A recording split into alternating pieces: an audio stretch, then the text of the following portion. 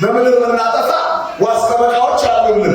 እዚያ የሚለምኑልን የሚማጸኑልን በእግዚአብሔር ፊት የሚቆሙልን የሰማይ ቤተሰቦች መስላቸው። ሀገራችን ሰማይ ይሁን እንጂ ሁለት አይነት ማንነት አለ። አንደኛው ገና ያልጸና ማንነት ውስጥ ነው ያለ። ጸንተን ወደ ሀገራችን በሰላም እንድንገባ እዚህ ወደ ማሟላት ያለብን ጉዳይ አለ። አያችሁ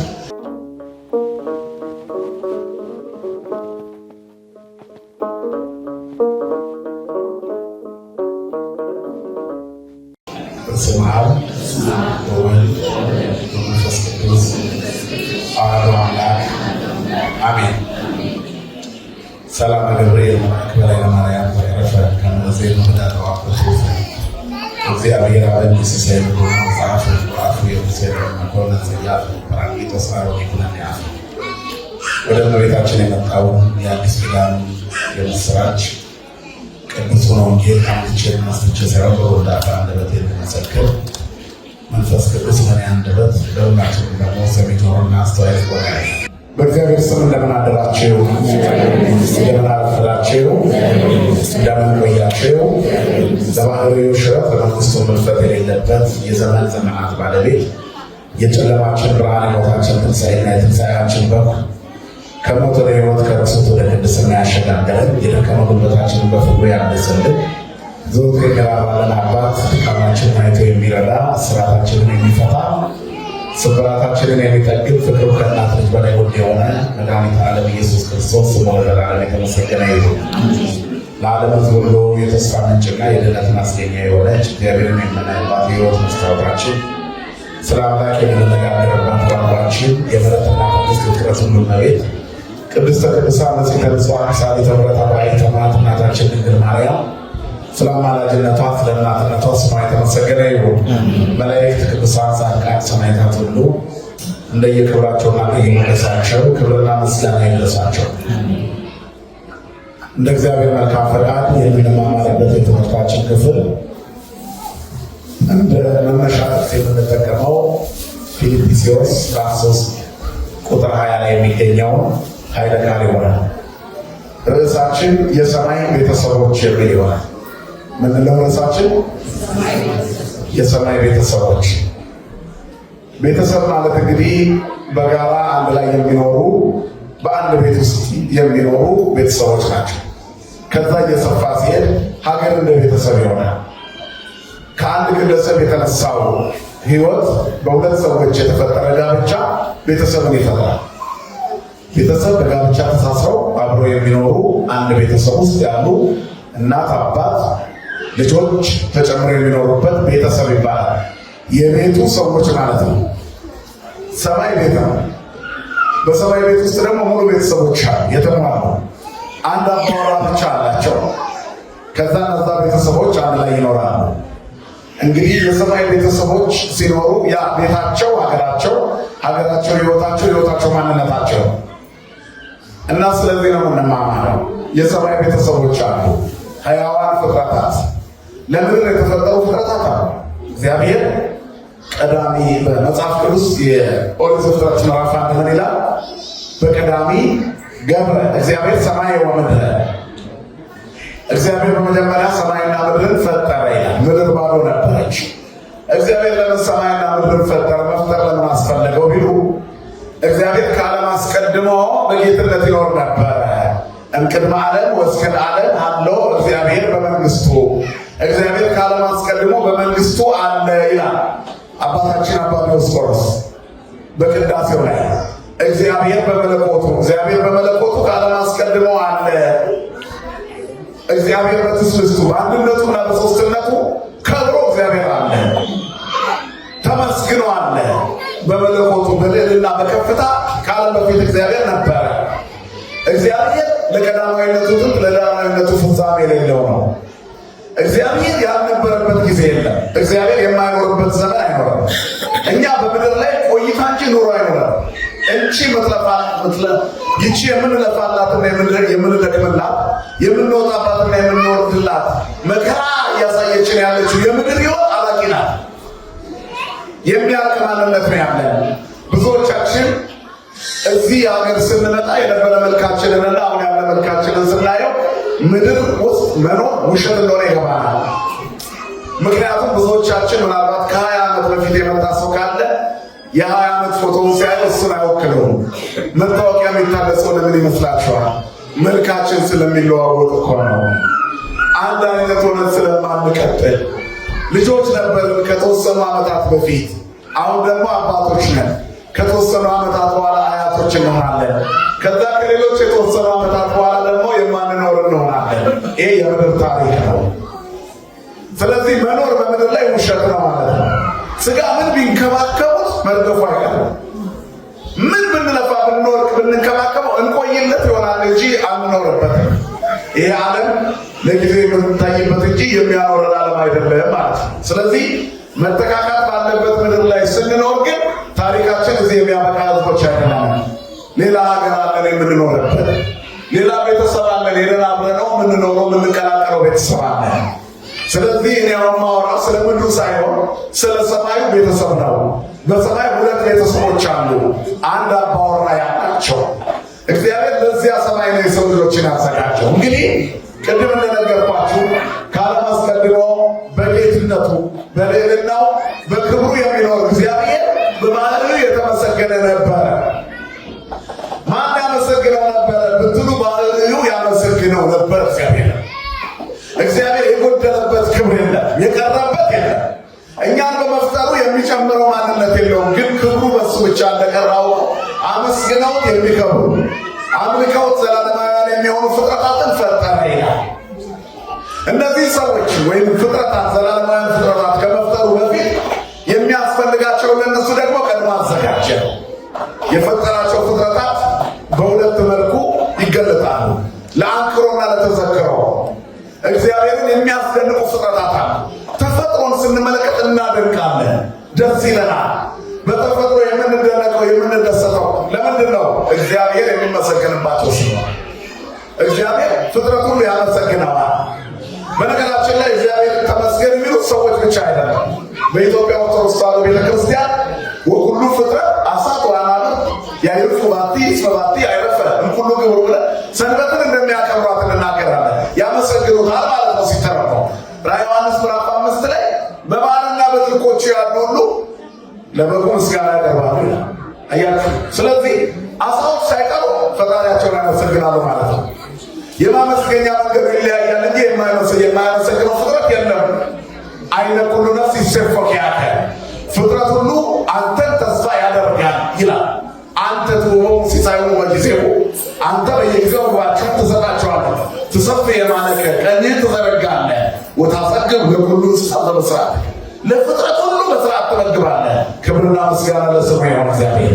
ስለዚህ ፍጥረት ሁሉ እሱን ተስፋ ያደርጋል እና እነዚህ ፍጥረታት ለአንክሮ ለተዘክሮ ፈጠራቸው። የሰው ልጆች ግን ለምን ፈጠረ? እንዲያመሰግኑትና ክብሩን እንዲወርሱ። እኛ የተፈጠርነው ለሞገስ ነው፣ የተፈጠርነው ለከፍታ። እንስሳት ቢፈጠሩ ከሞቱ በኋላ ለመነፍስ ናቸው። ሰዎች ግን ከሞቱ በኋላ መኖር ውሸት ነው ብያቸዋለሁ። በምድር ላይ መሞት ግን እውነት ነው። ሞትን ከተሻገሩ በኋላ ግን መኖር የማይቀረው ዘላለማዊ በረከትና ስጦታ። ስለዚህ እግዚአብሔር ለዚህ ሲል ከዓለም በፊት የነበረ እግዚአብሔር የሰው ልጆችን አስቀድሞ ከፈጠረላቸው በኋላ በመጨረሻ ፈጠራቸው። የሰው ልጆች በዕለተ ዓርብ ተፈጠሩ። 2 ዘላለማውያን ፍጥረቶች ተፈጥረዋል። የመጀመሪያ ቀን እግዚአብሔር ፍጥረትን ሰማይና ምድርን ሲሰራ ከሕያዋን ፍጥረታት መላእክትን ፈጠረ። በመጨረሻው ቀን ሲጨርስ ሰውን ጨረሰ። በዘላለማዊ አፈጣጠር ጀምሮ በዘላለማዊ አፈጣጠር ጨረሰ። ክብርና ምስጋና ለስሙ ይሁን። 2 ፍጥረታት እንግዲህ በሰማይ ይኖራሉ ማለት ነው። 2ቱ ፍጥረታት ሰዎችና መላእክት ናቸው። የሰው ልጅም የተፈጠረው እግዚአብሔርን ለማመስገንና ክብሩን ለመውረስ ነበር። ነገር ግን በዓለመ መላእክት በቅዱሳን ስፍራ መላእክትን ከፈጠረ በኋላ እግዚአብሔር ሲሰወራቸው ሲለያቸው እግዚአብሔር እስከሚገለጥላቸው ድረስ መላእክት ማይቴ መሳይነ ወመኑ ፈጠረነ ከየት መጣ ማን ፈጠረን አሉ። ይህን ጥያቄ ሲጠያየቁ አነ ፈጠርኩክሙ አለ ዲያብሎስ ብቅ ብሎ ሳጥናኤል የመላእክት አለቃ ነበር። አዜብ ጦላይት ነበር። አቅራቢ ስብሐት ነበር። ክብር ነበር። ነገር ግን ክብሩን መጠቀም አቃተው። እርስ በራሳቸው ማን ፈጠረን ሲባባሉ ከፍ ብሎ በማይረግ ስለነበር ሊቀ መላእክት ስለነበር እኔ ፈጣሪ ነኝ። በዚህ መካከል የቅዱስ ገብርኤል ስብከት ተሰበከ። በቀን ውስጥ ስሙን ሳንጠራው የማንውለው ቅዱስ ገብርኤል አለ ከመላእክት ውስጥ ሁሉ ጊዜ በቀን ውስጥ ሁሌ ይጠራል። መቼም አባታችን ሆይ ሳይል የማይውል ኦርቶዶክሳዊ የለም። አባታችን ሆይ ካለ በኋላ በመልአኩ በቅዱስ ገብርኤል ሰላምታ እመቤቴ ሆይ ንገሩኝ። በቃ ቅዱስ ገብርኤል ማስረጃችን፣ እመቤታችንን ለማመስገን ማስረጃችን፣ አያት ለእመቤታችን ስግደት እንደሚገባ ማስረጃችን፣ አዲስ ኪዳን ለመገለጡ ማስረጃችን። አባት ሆይ የሚለውን ቃል ከተናገረ በኋላ አባት ሆይ ብለን የምንጮህበትን የልጁን መንፈስ በውስጣችን የላከውን እግዚአብሔር እንድናመሰግነው ምክንያት የሆነችን አዲሱን ፍጥረት ለሰው ልጆች ሁሉ ያለ አዲሱን ተፈጥሮ እንድንላበስ አዲስ ሰው እንድንሆን ያደረገንን ክርስቶስ የወለደችልን ድንግል ማርያምን ስንጠራ በሰላም ገብርኤል መልአክ ኦ እግዝእቴ ማርያም ሰላም ለኪ ይላል። ቅዱስ ገብርኤል ሰላም እንዳለች ሰላም እልሻለሁ። ማስረጃችን ቅዱስ ገብርኤል ነው። ይሄ ቅዱስ ገብርኤል ስብከቱን የጀመረው በዓለመ መላእክት ነው። አስቀድሞ ወበእንተዚህ ይደሎ ከመይጹር ዜና ለማርያም ይለዋል መጽሐፋችን።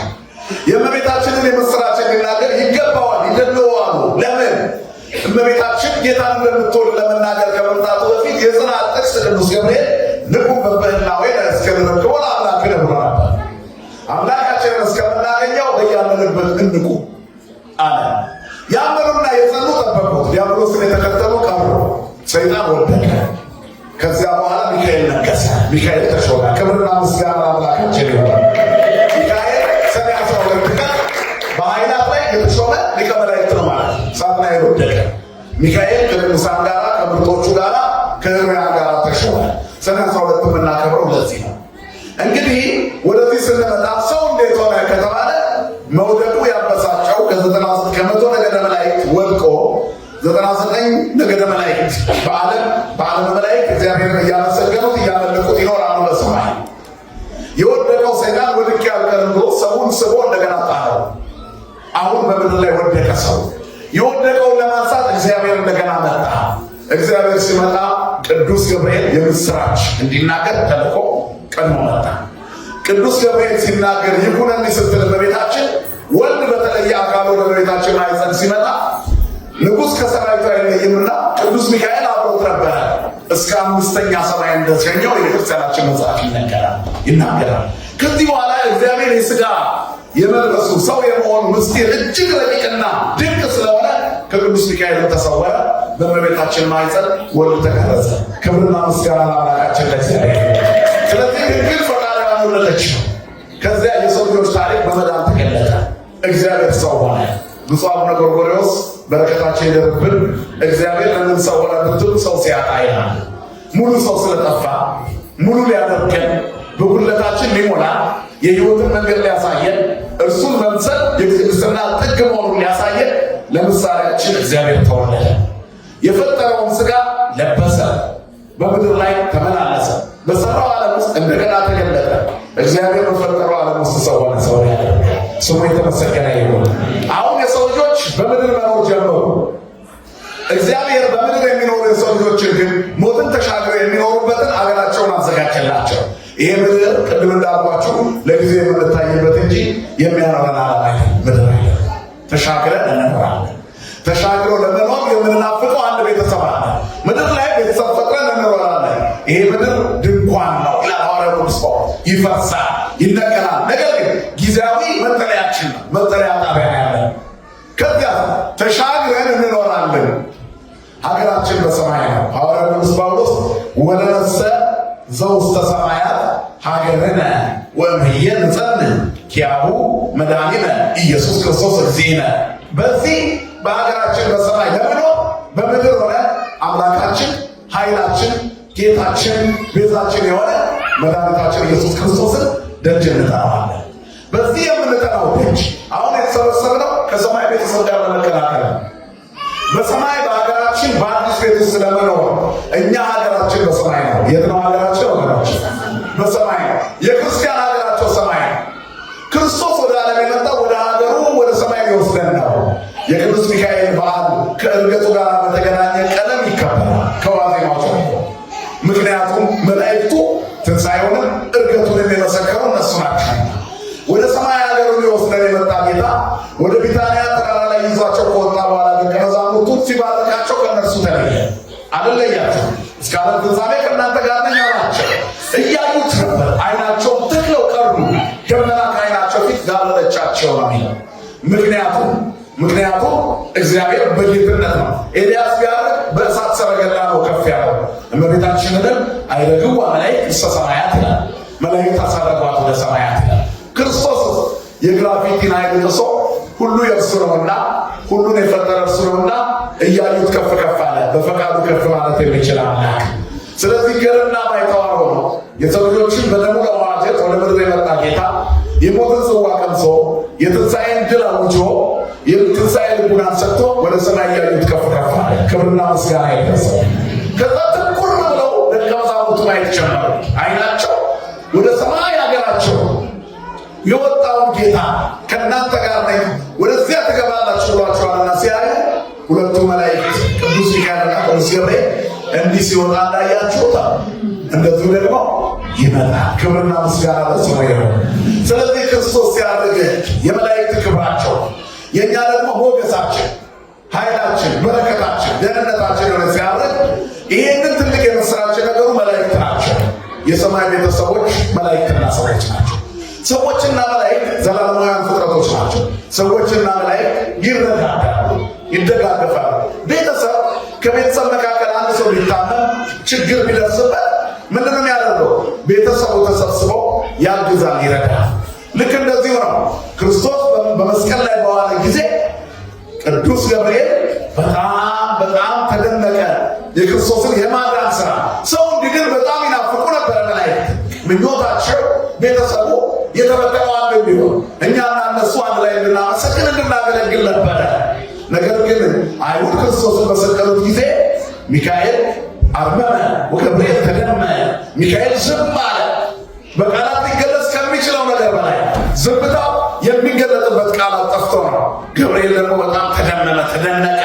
እግዚአብሔር የሰው ልጆች ምን ያህል እንደወደደው አስቀድሞ መላእክቱ ክርስቶስ በተወለደ ጊዜ በበረት ውስጥ ተኝቶ በግርግም ሲያዩት በጣም ተደነቁ። ወሰው ርኡ እንዘ ይለብስ ሥጋቲአነ ዘነሣ እምኔኪ ሰገዱ እንዘ ይብሉ ለእጓለ እመሕያው ሰምሮ። የእኛን ሥጋ ከአንቺ የነሳው ይላታል ቅዱስ ያሬድ በአንቀጸ ብርሃን ድርሰቱ ላይ እመቤታችን ሲያመሰግን የቅዱስ ያሬድ ድርሰት ነው እና አባታችን ቅዱስ ያሬድ ወሰው ርኡ መላእክትን ነው። መላእክት የእኛን ሥጋ ከአንቺ ነስቶ እንደለበሰ ባዩ ጊዜ አደነቁ፣ እጅግም ተደነቁ። ከዚያ ምን አሉ? ለእጓለ እመሕያው ሰምሮ። የሰው ልጆችን በጣም እጅግ ወደደው። እግዚአብሔር ሰውን ምንኛ ወደደው አሉ። እግዚአብሔር ሰውን ከመውደዱ የተነሳ ሰው ቢሆን ከሰማይ ሀገሩ ወደ ሰማይ ሀገራችን ሊወስደን ወደ ዓለም መጣ። ክብርና ምስጋና ለስሙ ይሁን። ይህ የእግዚአብሔር ወደ ዓለም መምጣት የመላእክቱ ናፍቆትና ምስራች ነበረበት። ቅዱስ ሚካኤል እስከ 5ኛ ሰማይ ድረስ ከክርስቶስ ጋር ወደ ማኅፀነ ማርያም ሲመጣ አብሮ ነበረ ይላል የቤተክርስቲያናችን አስተምሮ። ከዚያ በኋላ ሰዎችና መላእክት በመደጋገፍ ይኖራሉ። እኛ ሀገራችን ሰማይ ነን፣ ምድራውያን አይደለንም፣ የሰማይ ቤተሰቦች ነን። ስለዚህ ሰዎች ቤተሰቦች ተለያይተው እንኳ ቢኖሩ ይጻጻፋሉ፣ ደብዳቤ ኢሜል ይደራረጋሉ፣ ስልክ ይደዋወላሉ፣ ይገናኛሉ፣ ቪዲዮ ኮል ያደርጋሉ። በዚህ በዘመን ያሉ ይተያያሉ ማለት ነው። ከዚያ እንዴት ነህ ደህና ነህ ይባባላሉ። እዚህ ሀገር ያላችሁ ሰዎች አገር ቤት በቪዲዮ ኮል ስታዩ ምን ነው ከሳተም ቆርኩ ትሉታላችሁ። ምን ጎደለብህ ምን ላክልህ ትሉታላችሁ። በዚያ ሰው ፊት እናንተ በፊታችሁ መጥቶ በቪዲዮ ስታዩ በጣም መርሳቱ መጥቆሩ ያሳዝናቸዋል። እኛም በኃጢአት ስንከሳ ስንቆጠቁር የሰማይ ቤተሰቦቻችን እንደዚህ ይላሉ። ምን ሆናችሁ ከሳችሁ? ምን ሆናችሁ ጠቆራችሁ? ስለዚህ ለክሳታችሁ ውፍረት፣ ለጥቁረታችሁ ቅላት፣ ለፊታችሁ ወዝ የሚሆን ይህንን እልክላቸዋለሁ ይላል። ፈጣን ምልጃ ያለው መልአክ በሰማይ ያለው የእግዚአብሔር መልአክ ከእግዚአብሔር ዘንድ አማልዶ በረከት ይሰጠናል። ክብርና ምስጋና ለስሙ ይሁን። የሰማይ ቤተሰቦች ነን። በምድር የምናጠፋ ዋስተበቃዎች አሉልን፣ እዚያ የሚለምኑልን የሚማጸኑልን፣ በእግዚአብሔር ፊት የሚቆሙልን የሰማይ ቤተሰቦች መስላቸው። ዋና ቤተሰቦቻችን አንድ ሰው ችግር ቢደርሰው እናንተ አሁን እዚህ አላችሁ እንዴት ብትኖሩ ሀገር ቤት ውስጥ ችግር አለ እንኳን ቢባል እናት ምን ትባላለች? እዛ አንቺና አሜሪካ ልጅ አለሽ አይደል? ቤት ቢፈርስብሽ በኮሪደር ልማት ልጅሽ ይሰራልሻል ትባላለች። ምክንያቱም ልጇ አሜሪካ አለላት ማለት ነው። አያችሁ በምድራዊ ሕይወት ይሄን ያህል ትምክህት ካለ በሰማይ ለኔ ሚካኤል ዋስ አለኝ ምን ያሳፍራል? ክብርና ምስጋና ለአምላካችን ለእግዚአብሔር ይሁን። ስለዚህ ቅዱስ ሚካኤል ይሄ ነው ማለት ነው። በሰማይ ለኛ ዋስ ነው የሚቆመው። ይሄ ለዚህ ምስክሩ ቅዱስ ገብርኤል ወደ ዘካርያስ ዘንድ መጣ። የሉቃስ ወንጌል ምዕራፍ 1 ላይ ከዚያ መጣና ምን አለው? ቅዱስ ገብርኤል ዘካርያስን በክፍሉ ተራይ ያጠነሳለ ኢትፍራ ዘካርያስ እስመናሁ ተሰማ ጸሎትከ በቅድመ እግዚአብሔር። ዘካርያስ ሆይ አትፍራ፣ ጸሎቱ በእግዚአብሔር ዘንድ ደርሷል።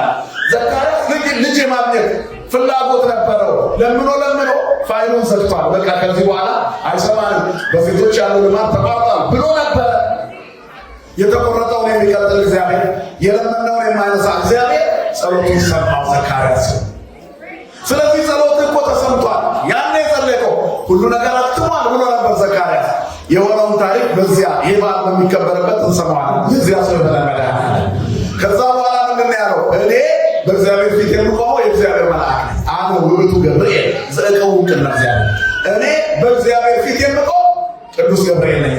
አሁን በዛሬው ቀን ሹመቱን በዓሉን የምናከብርለት ቅዱስ ሚካኤል በዚህ ቀን ለሁላችንም በሰራዊት ጌታ በእግዚአብሔር ፊት ይቆምልናል። ይቆምልን ቅዱስ ሚካኤል። ለዚህ ነው የተገኘ ነው የምናመልከው አምላካችን እግዚአብሔር ነው። እኛም ቅዱስ ሚካኤልም አብረን የምናመልከው አምላክ ነው። ነገር ግን እኛ ደካሞች ነን። ሀገራችን ሰማይ ይሁን እንጂ ሁለት አይነት ማንነት አለ።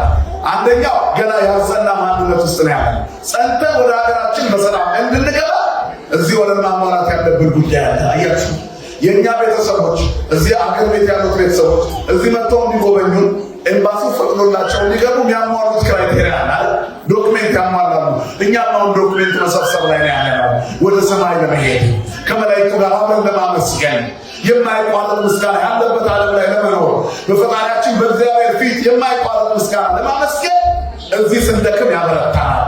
ምን ብሎ በእግዚአብሔር ፊት እየቆመ እየጸለየልን እየማለደልን። እንግዲህ ተመልክታችኋል። በበለሲቱ ፊት የበለሲቱ የወይኑ አትክልት ጌታ መጥቶ በለሲቱን 3 ዓመት ተመላልሶ በለስ አጣባት ነው የሚለው የማርቆስ የሉቃስ ወንጌል ምዕራፍ 6። እቺ ካቻ አምናም ቅጠል ብቻ ዘንድሮ ቅጠል ብቻ አለው ለገበሬው። ስለዚህ ቁረጣት፣ መሬቱን አቆሳቆለቻ። ተው ጌታ ሆይ እስቲ ፍግ ልስጣት፣ ማዳበሪያ ልስጣት፣ 1 ዓመት ታገሳት፣ አትቁረጣት በለሲቱን ብሎ ተማጸነ። 1 ዓመት ፍግ እስከማደርግላት ድረስ ብሎ ለመነ። ከዛ በኋላ የወይኑ አትክልት ጌታ ለዚያች በለስ ስለ ገበሬው ሲል 1 ዓመት ጨመረላት። ስለ ቅዱስ ሚካኤል ብሎ ዕድሜ ጨመረልን መድኃኒዓለም። ቤተሰቡ አልማ አያችሁ፣ ተንከባካቢዋ ነው። ለእያንዳንዱ ሰው ጠባቂ መልአክ አለ። መላእክቶቻቸው በሰማያት የአባቴን ፊት ያያሉ ይላል የማቴዎስ ወንጌል ምዕራፍ 18 ላይ። ስለዚህ እግዚአብሔር እኛን የሚጠብቅበት አንደኛው መንገድ መላእክቱ ናቸው። በመላእክቱ በኩል ይጠብቀናል፣ በመላእክቱ በኩል ይጎበኘናል፣ በመላእክቱ በኩል በረከት ይሰጠናል። ቅዱስ ሚካኤል ለፍጥረት ሁሉ የሚማልድ የሚማጸን ነው። እስራኤላውያንም በግብፅ ባርነት በመከራቸው ሰዓት በስደታቸው ሰዓት ባይተዋር ሆነው ሲንከራተቱ ደመና እየጋረደ የሚመግባቸው እግዚአብሔር መጋቢ አድርጎ የላከው መልአክ ቅዱስ ሚካኤል ነው። መጋቢ ብሉዕ ተብሎ ይታያል። በዚህ በምናከብረው በዓል ላይ እንኳን አጋንንት መጥተው እየተፈታተኑ ያስቸገሯትን የቅዱስ ሚካኤል ወዳጅ ስለሆነች አፎምያን የረዳት ቅዱስ ሚካኤል ነው። ያ ብቻ አይደለም። የባህራን የዕዳ ደብዳቤ የተሰረዘው በማን ነው? በቅዱስ ሚካኤል አይደለም። ብዙ የዕዳ ደብዳቤዎች አሉ። በዚህ በሚያቆሽሽ ዓለም ውስጥ ስለምንኖር ንጹሐን መሆን አንችልም። ቅዱስ ሚካኤል ግን እፍ እያለ በደላችንን ያስደመስስልናል። ስሙ ለዘላለም የተመሰገነ ይሁን። ስለዚህ እኛ የሰማይ ቤተሰቦች ነን። ወደ ሰማይ ለመውጣት ራሳችንን እንመለከት እና የመላእክትን አገልግሎት የመላእክትን በረከት ለማግኘት የምንማጸንበት በዓል ነው። አፎምያን የረዳ ቅዱስ ሚካኤል ሁላችንንም ይርዳ። ባህራንን የጠበቀ የዕዳ ደብዳቤውን የሰረዘ መልአክ ቅዱስ ሚካኤል የሁላችንንም የዕዳ ደብዳቤ ይሰረዝልን። እንግዲህ ሰውና መላእክት ዘላለማውያን ናቸው፣ የሰማይ ቤተሰቦች ናቸው።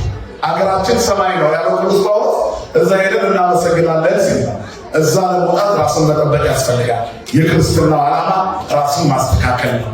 ራስን ለማስተካከል ብቻችንን አንችልም። እስመ ለመላእክቲሁ ይእዝዙ በእንቲአከ ከመ ይቅረቡከ በኩሉ ፍናዊከ ይላል።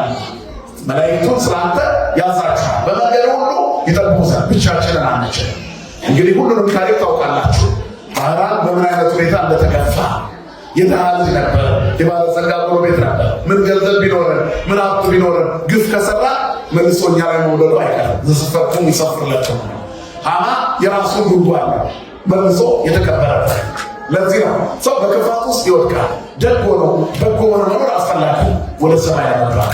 የእግዚአብሔርን መንግስት ለመውረስ የሚያስፈልገው ቅድስና። ቅድስና ደግሞ የሚገለጠው በክርስትና ውስጥ በሃይማኖቶች ክርስቲያኖች መንፈሳውያን ከሆነ በኑሯችን ውስጥ ሰይጣን ጣልቃ እንዳይገባ በየቀኑ ራሳችንን በመለካት በቅድስና በንጽህና መኖር አለብን ማለት ነው። ዋና ዓላማ ይሄ። ስለዚህ ክርስቲያኖች ሃይማኖት አርቲፊሻል ማንነት የሚገለጥበት አይደለም። በማንኛውም ነገር መዘመን ይቻላል፣ ሰማያዊ መሆን ይቻላል። በሃይማኖት አይዘመንም። እኛ የምናሻሽለው አይደለም፣ እኛ የምናስተካክለው አይደለም። አባቶቻችን የሄዱበት መንገድ ይሄ ነው። የመላእክቱን ተራዳኢነት የቅዱሳንን አማላጅነት አምነው የክርስቶስን አምላክነት ተቀብለው ጌትነቱን አምነው ስጋና ደሙን ተቀብለው መንግሥተ ሰማያት ወረሱ። የአባቶቻችን ልጆች መሆናችን የምንገልጽበት አንደኛው መንገድ ይሄ ነው። ስለዚህ እኛ የሰማይ ቤተሰቦች ነን። ሀገራችን በሰማይ ነው። ለሰማይ ስሩ፣ ለሰማይ ዋሉ፣ ለሰማይ ኑሩ፣ ለምድር አትሩ። ይሄ ምድር ይፈርሳል፣ ድንኳን ይፈርሳል። ስለዚህ እኛ ፈራሾች ነን፣ በስባሾች ነን። ግን ከተሻገርን በኋላ አንፈርስም፣ አንበሰበስም። ዘላለማውያን ነን። የመላእክቱን ትጋት ለእኛ ለዘላለማዊነት ሕይወታችን ነው። ክርስቶስን እንድናገኘው እግዚአብሔር ከኛ ጋር እንዲሆን በእግዚአብሔር ፊት በቅድስና እንድንቆም ኃጢአታችን ከላያችን ላይ እንዲገፈፍ ስጋታችን እንዲወገድ በዚህ ሁሉ ውስጥ ምሬት እንዳይኖረን ለምድራዊ በረከት በጸበላቸው ይፈውሱናል፣ በአማላጅነታቸው ይታደጉናል። ለሰማያዊ ጸጋ ደግሞ በእግዚአብሔር ፊት ቆመው በለሲቱን አትቁረጣት ንስሐ እስክትገባ ጠብቃት ብሎ ይለምኑልናል ማለት ነው። አያችሁ፣ በለስ የተባለ የሰው ልጅ ነው። ገበሬ ወይም ጠባቂ ተብሎ የተሾመው መልአክ ነው። ማቴዎስ ወንጌል ምዕራፍ 18 ላይ እንዳለ ቁረጣት የምትባለው ምግባር የሌለባት ናት። ሊቆርጣት የመጣው ጌታ እግዚአብሔር ነው። አባወራው እግዚአብሔር ነው። በሰማይ አንድ ቤተሰብ አለ፣ የሚያመሰግን ቤተሰብ። አኮቴቶም ወረፍቶም አኮቴቶም የተባለ ምስጋናቸው ረፍታቸው፣ ረፍታቸው ምስጋናቸው የተባለ ሙሉ ቤተሰቦች አሉ። እዛ ይገራለን መድኃኒዓለም ሁላችንም ሁል ጊዜ በሕይወታችን ውስጥ ወጣት ሆነን ወይም ብርቱዎች ሆነን ጎልማሶች ሆነን የሚታየን ምድር ላይ ያለ ስኬት ነው። እየደከምን ስንመጣ የሚታየን ደግሞ የትዮን መግቢያ የሚል ነው። ግን ይሄ መሆን የለበትም። በሁሉም ጊዜ ሰው የማኖር መቀጠል አለበት፣ የእግዚአብሔር ሆኖ መቀጠል አለበት እና መንፈሳዊነት ትልቁ የእግዚአብሔርን በረከት ለማግኘት ነው። የዛሬው በዓል ላይ ቅድም እንዳልኳችሁ እግዚአብሔርን በማምለክና በመፍራት የኖረች ሶስና ሰይጣን ወደ ቤቷ እንኳ ቢመጣ ቅዱስ ሚካኤል በሰይፉ አባሮናል። ፍጻሜዋ ያማረ ሆናል። ፈተና በበዛበት በዚህ ዓለም ላይ የሚጠብቁን የሚታደጉ የእግዚአብሔር መላእክት ናቸው። ባህላን ሞት ቢፈረድበት ባለጸጋው ጎረቤት የእግዚአብሔር መልአክ መጥቶ ከአንቺ የሚወለደው የልጄን ባለጸጋ ይወርሰዋል ሲል ሰምቶ ነበርና ላሳድገው ብሎ ባህር ጥሎት ነበር። እግዚአብሔር ትረፍ ያላት ነፍስ አናብስት ጉድጓድ ውስጥ እንኳ ብትጣል አትሞትም። የትም ብንወድቅ እግዚአብሔር ከኛ ጋር ካለ ማን ይቃወመናል? ማንም እመኒ ሞት አይከለስላለው ተሞት ይፈሩ ለኩ ይስማንተ መስለ በሞት ለመካከል እንኳን ቤት አንተ ከኔ ጋር ነህና ክፉን አልፈራም ይላል። ክርስቲያን በየትኛው መካከል ይሄዳል። በተሰነጠቀ ዓለት የሚያሳልፈው አምላክ አለ። በአውላላ ሜዳ ምሽግ ያለው እግዚአብሔር አለ። አምላክ መደበቂያ በሌለንበት ጊዜ መደበቂያችን፣ መውጫ መግቢያው ጠፍቶ ጭንቅ ጥልብ ሲለን ማሳረፊያችን ማረፊያችን አምላክ ነው። ክብርና ምስጋና ለስሙ ይሁን። ስለዚህ የሚያሳርፍ እግዚአብሔር በጭንቀት ጊዜ ይደርሳል እና ባህራን በተጣለ ጊዜ የእግዚአብሔርን መልአክ ልኮ እግዚአብሔር ታባላል። ባደገበት ሀገር ላይ ሁላችሁም እንደምታውቁት ባደገበት ሀገር በኖረበት ስፍራ ላይ ባለጸጋው ከዘመናት በኋላ ሲሄድ ያንን ልጅ አለ ባህራን እየተባለ ሲጠራ ለምን ባህራን አልከው ብሎታል። ባህር ላይ ተጠራቢቸው መቼ? በዚህ ቀን በዚህ ቀን ቀኑን ሲያስበው ደነገጠ። ነፍስ ተአምር ከጣሊያ ይላሉ አባቶቻችን። ነፍስ ገዳዩን ታውቃለች፣ አጥፊዋን ታውቃለች። ስለዚህ የሰው የተተነበየበት ሰው እንዳልሞት አወቀ። ደብዳቤ ጽፎ ግደሉት ይሄ ልጅ ብሎ ልኮ ነበር። ሚካኤል ደብዳቤውን ሰርዞ ሞቱን ሰርክ ሐዘኑን ደስታ አደረገለት። ክብርና ምስጋና ለአምላካችን ይሁን። ለሞቱ ይደገስ የተባለው ለሰርጉ ተደገሰ። ከዚህ ሁሉ በኋላ ያ ባለጸጋ ተቀስፎ ሞተ። ባህራን ግን የእግዚአብሔርን ቤተ መቅደስ እያገለገለ የቅዱስ ሚካኤልን ታቦት አስገብቶ በአገልግሎት ኖረ ነው የሚመጽሐፍ። እስከ ዕለተ ሞቱ የመልአኩ የቅዱስ ሚካኤልን መታሰቢያ እያደረገ በክርስቶስ አምኖ ሥጋው ደሙ ተቀብሎ ሞተ። ክርስቲያን አምኖ የሚሞት ነው። በእምነታችን እንድንጸና ማዳበሪያ ላድርግላት፣ ፍግ ላድርግላት ብሎ የሚማጸንልን መልአክ እግዚአብሔር አስወለናል። ስለዚህ እናንተ የምንኖረው በዚህ ዓለም ላይ ለጊዜው ለሰማይ አስቡ።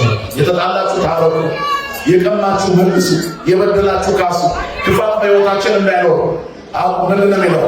ተግሙሩ ወይታብሱ፣ ተቆጡ ግን አትበድሉ። ቁጣችሁ ተግሣጽ ይሁን ነው። ለዘብተኛው ነው የለዘበች ምላስ ቁጣን ታበርዳለችና ብትቆጡ እንኳን አትበድሉ። ወዘእንበለይ ፀሐይ አቁሩ ማዕተክሙ፣ በቁጣችሁ ፀሐይ አይግባ ይላል። ክርስቲያን አቁርፎ እንዳይመሽበት የሕይወቱን አንድ ቀን ሲያባክን ዲያብሎስ በልብ ውስጥ ቤት ይሰራል። ይህንን የሚያስወግድ ማንነት ሊኖረን ያስፈልጋል። ሌላው ከዚህ ታሪክ የምንማረው የሰማይ ቤተሰብ እንዳይሆን ያንን ባለጸጋ የከለከለው በውስጥ ያለው ፍቅረ ነዋይ ነው። ሰዎች እርስ በራሳቸው የሚባሉት በገንዘብ የገንዘብ ጉዳይ አባትና ልጅ ፍርድ ቤት ያቆማል። እናትና ልጅ ያለያያል። ባልና ሚስት ያፋታል። ገንዘብን አትውደዱ የሚለው መጽሐፍ ለዚህ እኮ ነው። ይህንን ዓለም አትውደዱ፣ ገንዘብ የኃጢአት ስር ነው ይላል። ለምን? ለኃጢአት ሲሆን፣ ልብ ለሌለው ሰው ሲሆን። ልብ ላለው ሰው ግን ገንዘብ መንግሥተ ሰማያት መግቢያ፣ የእግዚአብሔርን መቅደስ መስሪያ፣ የሰማይ ጎጆ መቀለሻ፣ የሰማይ ቤተሰብ ሆኖ መቀላቀያ። በሀብታቸው በገንዘባቸው ብዛት የእግዚአብሔር መንግሥት የወረሱ በርካታ ባለጸጎች አሉ። ይሄ ወርቅ ጥቅም የለው፣ እግዚአብሔር ነው ሀብት ያሉ በርካታ የሰማይ ቤተሰቦች አሉ። እኔና እናንተ ምድር ላይ ለቁመተ ሥጋ ያክል እናስብ እንጂ መጨረሻችን ሰማይ ነው። ሀገራችን በሰማይ ነው። የምንኖርሰው መንግሥተ ሰማያት ነው። ሞተን የምንቀር አይደለንም። ለዚህ ሁሉ ደግሞ የመላእክቱ አማላጅነት ያስፈልገናል። መላእክቱን ስላንተ ያዛቸዋል። እንቅፋት እንዳይመታ፣ እንዳትሰናከል፣ ጉድጓድ እንዳትወድቅ ይላል። ባህራንን የረዳ ኦፎሚያን ያገዘ እስራኤላውያንን በምድረ በዳ የመገበ በበረሃ የመገበ መልአክ ከሁላችን ጋር ይሁን። ልጆቻችንን ትዳራችንን ይጠብቅልን። በሰላም በሕይወት በፍቅር በስምምነት ይጠብቀን። በሰማነው ቃል ይባርከን።